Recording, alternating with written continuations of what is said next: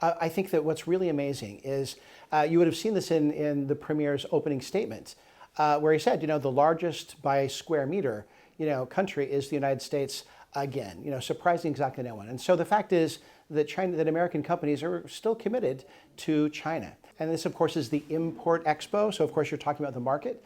But increasingly, when you go to the different American companies, they're talking about that, but they're talking about their joint research programs. Mm-hmm. They're talking about how China is part of their supply chain. They're talking about how they've integrated into sort of local networks and how they're not going anywhere because this is such a part of what they do. This is critical information you're providing right here, Sean, because there's a lot of media reports about the ambience of so quote-unquote American companies are leaving China. That's not true. That's absolutely not true.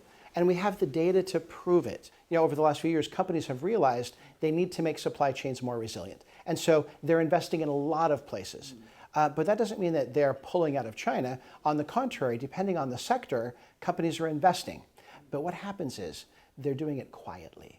They're not trumpeting their investments. They're not highlighting it in the various international media. They're doing it with the local government or with the provincial government. And so it's happening. But it's happening, as I said earlier, it's happening for research. It's happening for sectors. We've got a lot of American companies that are part of China's great export success story, right? You're exporting, say, EVs, which has been huge. In those EVs are a lot of American components. And the American companies are having to expand along with China's growth. We're seeing that in the medical and life science sector. We're seeing growth. We're seeing others.